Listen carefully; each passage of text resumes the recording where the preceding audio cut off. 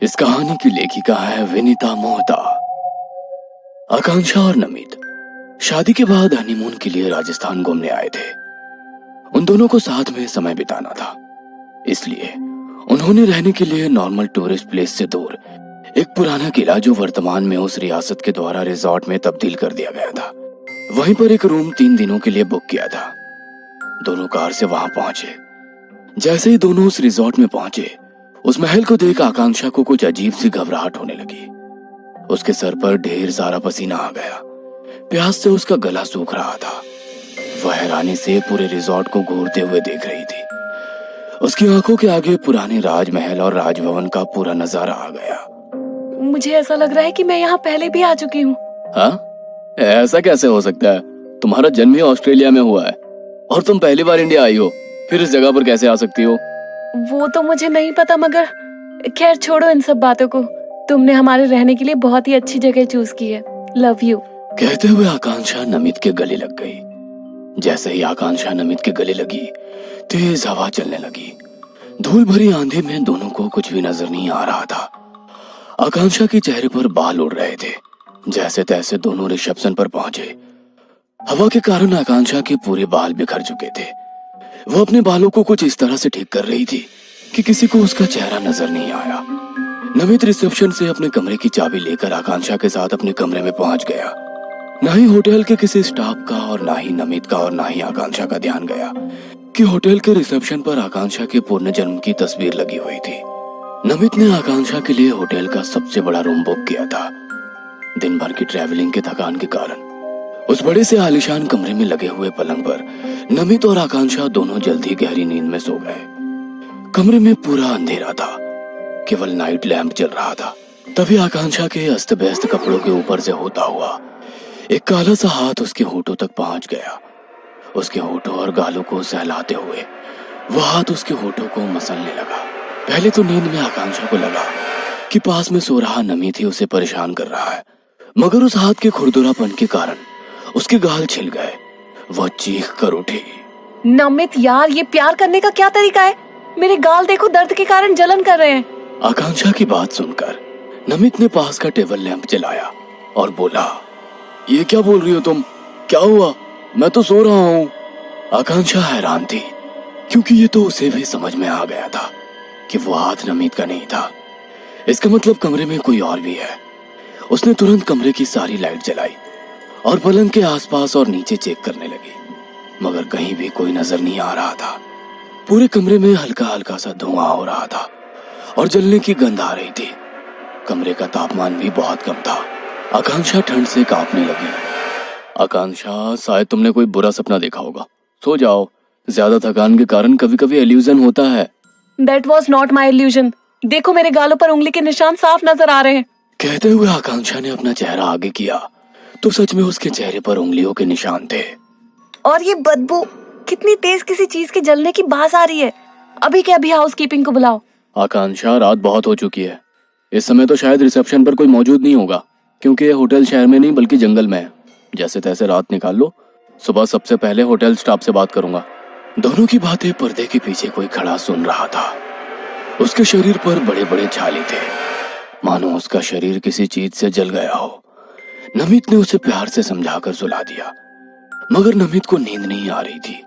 वह बालकनी में खड़ा होकर सिगरेट पीने लगा। दूसरी तरफ आकांक्षा नींद में भी परेशान हो रही थी। लगातार उसके चेहरे के भाव बदल रहे थे। ऐसा लग रहा था मानो वो कोई डरावना सपना देख रही हो। कुछ पल के बाद अचानक आकांक्षा जोर से चीख कर उठ गई और 2 बार ताली बजाकर बोली, कोई है? यहाँ पर हमारा प्यास से गला सूख रहा है। गुस्ताख कामचोर लोग हमारी सुराही में पानी भरना ही भूल गए। आकांक्षा की आवाज सुनकर नमित भागते हुए उसके पास आ पहुंचा। आकांक्षा के हाव भाव पूरी तरह से बदले हुए थे। उसकी आंखें सुर्ख लाल और हाथ पैर सफेद हो गए थे। डरते हुए नमित ने जैसे ही आकांक्षा को छूने की कोशिश की, आकांक्षा ने उसे तेज धक्का दे दिया। राजकुमार आदेश, तुम्हारी हिम्मत कैसे हुई हमारे कमरे में दाखिल होने की? हमारी दासियां कहाँ हैं? यहाँ पर कोई भी नजर क्यों नहीं आ रही है? आकांक्षा की बातें सुनकर नमित हैरान था। उसे समझ नहीं आ रहा था कि ये सब क्या हो रहा है। आकांक्षा, क्या हुआ है? इस तरह क्यों रिएक्ट कर रही हो? कहते हुए उसने आकांक्षा के कंधे पर हाथ रखा तो आकांक्षा गुस्से में चीख पड़ी। बार बार गुस्ताखी। कौन है ये आकांक्षा? राजकुमारी पत्रलेखा से इस तरह की बात करने की तुम्हारी हिम्मत कैसे हुई? अभी के अभी हमारे कमरे से बाहर निकल जाओ, वरना तुम्हें सजाए मौत मिलेगी। कहते हुए आकांक्षा अपने पलंग पर से खड़ी होकर बाहर निकलने के लिए जाने लगी तो वहीं दरवाजे पर बेहोश हो गई। नमित उसे उठाकर पलंग पर सुला देता है। तभी उसे महसूस होता है कि इस कमरे में उन दोनों के अलावा कोई और भी है। मैं और आकांक्षा तो यहाँ पर एक दूसरे के साथ यादगार समय बिताने के लिए आए थे, मगर जब से यहाँ आया हूँ कुछ न कुछ अजीब हो रहा है। कल ही यहाँ से आकांक्षा को लेकर चला जाऊंगा। अगली सुबह जब आकांक्षा उठी तो वो पहले की तरह नॉर्मल ही थी। उसने हैरानी से नमित की तरफ देखा। वो उठी तब तक नमित ने रिपैकिंग कर ली थी। ये सब क्या है नमित? हम तो यहाँ पर कुछ दिन रुकने वाले थे और तुमने तो अभी से ही पैकिंग कर ली। मुझे यहाँ पर कुछ अच्छा नहीं लग रहा है। हम लोग किसी और रिजॉर्ट में रुकेंगे। कल रात की बात को इतना सीरियस ले रहे हो सकता है मैंने कोई सपना देखा हो। भूल जाओ सारी बात को। ये रिजॉर्ट कितना खूबसूरत है। कहते हुए उसने अपने रूम के खिड़की के कर्टेन हटा दिए। सामने स्विमिंग पूल नजर आ रहा था।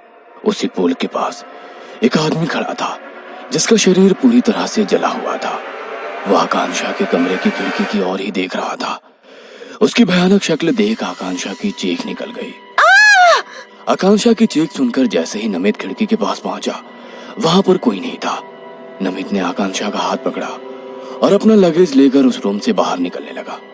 जैसे ही आकांक्षा उस रूम से बाहर निकलने लगी उस कमरे के भीतर तेज हवाएं चलने लगी और दरवाजा अपने आप बंद हो गया। कमरे का तापमान बहुत गिर चुका था। आकांक्षा ठंड से कांप रही थी। तभी उसे अपने सामने वही साया नजर आ रहा था जो कुछ देर पहले खिड़की से नजर आ रहा था। कौन हो तुम? राजकुमारी पत्रलेखा, मैं तुम्हारा अर्जुन हूँ। हमने तो साथ में जीने मरने की कस्में खाई थी, फिर तुम मुझे यहाँ अकेला छोड़कर क्यों चली गई? आज मैं तुम्हें अपने साथ ले जाकर रहूंगा। कौन पत्रलेखा? कौन अर्जुन? तुम्हें कोई गलतफहमी हुई होगी। ये मेरी आकांक्षा है जिसका इतने बरसों से इंतजार कर रहा था। उसे पहचानने में कैसी गलतफहमी? मेरे लिए ही इसका पुनर्जन्म हुआ है। और राजकुमारी पत्रलेखा, राजकुमार आदेश, पिछले जन्म में तुमने राजकुमारी पत्रलेखा को पाने के लिए मुझे धोखा दिया था, मगर अब तुम हम दोनों के बीच नहीं आ सकते। कहते हुए उस साई ने अपने हाथ आगे बढ़ाते हुए आकांक्षा का हाथ पकड़ लिया। साई का हाथ इतना करीब आने से आकांक्षा जोर से चीखने लगी। छोड़ दो, मुझे जाने दो। इस जन्म में सिर्फ तुम मेरी हो। अर्जुन को याद करो पत्रलेखा, कैसे इस आदेश ने हमें धोखा दिया था। इसने मुझे एक कमरे में बंद कर जिंदा जला दिया था और फिर धोखे से तुमसे शादी की थी। आज नियति को देखो, उसने मुझे अपना बदला लेने का मौका दिया है। कहते हुए उसने आकांक्षा की आंखों पर हाथ रखा तो आकांक्षा को अपना पुराना जन्म याद आ गया था कि कैसे आदेश ने धोखे से अर्जुन को एक कमरे में बंद किया और उसे जला दिया। फिर अर्जुन के कपड़े पहनकर राजकुमारी पत्रलेखा से शादी की। अर्जुन, अर्जुन, मैं तुम्हारी थी और तुम्हारी ही रहूंगी। मुझे अपने साथ ले चलो। कहते हुए आकांक्षा ने नमित का हाथ छोड़ दिया और उस साय का हाथ पकड़ लिया। अर्जुन की आत्मा ने अपना हाथ उठाया और अपने हाथों से जैसे ही नमित की ओर इशारा किया, नमित का शरीर जलने लगा। उस साय के साथ आकांक्षा की आत्मा एक हो गई और अर्जुन की भटकती हुई आत्मा को शांति मिल गई।